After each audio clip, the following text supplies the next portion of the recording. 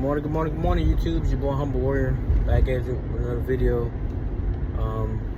I wanted to do a reaction video to the game yesterday in which the Miami Dolphins fell to the Kansas City Chiefs 21-14. Game per se, game-wise, it was hard to watch, but you can see that the team is starting to gel more and the defense is coming together. The offense is, for some reason, is sputtering.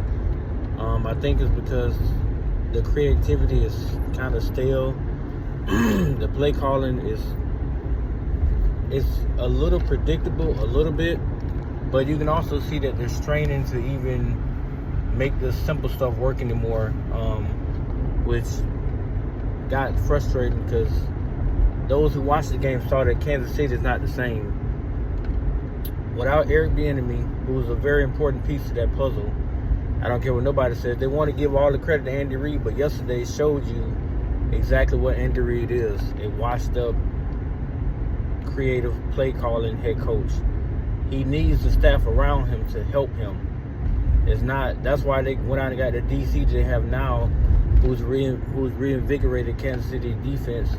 I think they're in the top 5 right now as a defense overall, and it's because of that DC who terrorized Miami's offense all day yesterday.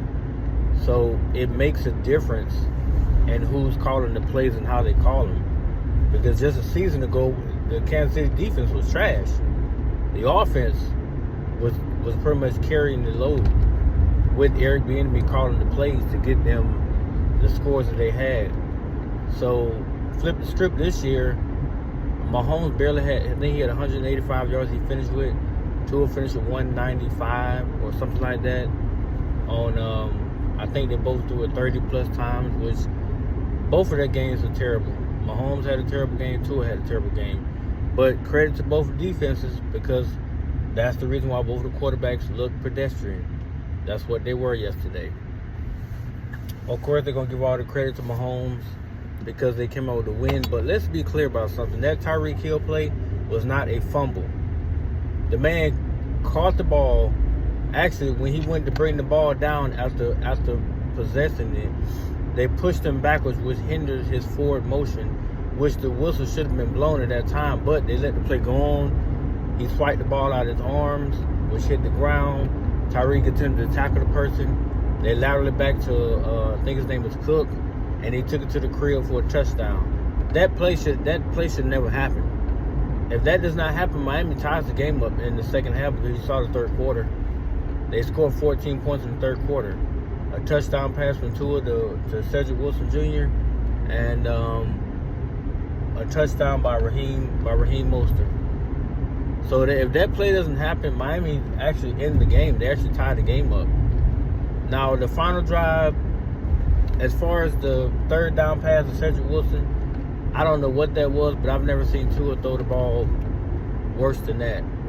Never seen that. So they said that the defensive coverage or the call, it was slated for it to be a sideline type pass, but because Cedric and Tua was on the same page, Cedric ended up running basically uncovered to a degree toward the end zone, and Tua threw it toward the sideline where he thought he was going to go.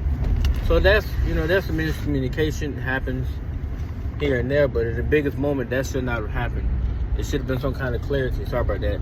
Should have been some kind of clarity on that. But I digress again.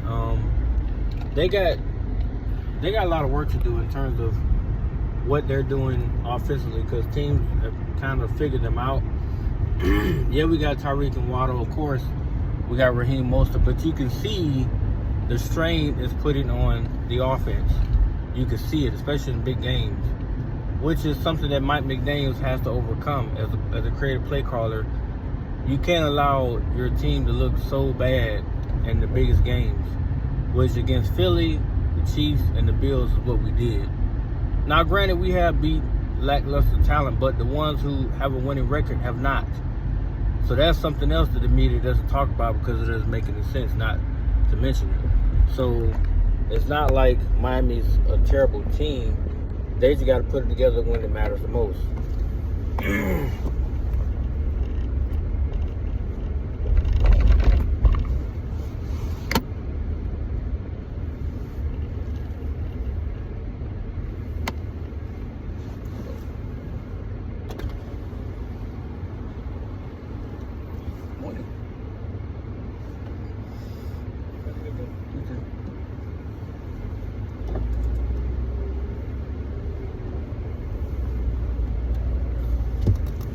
But they got to put it together when it matters the most.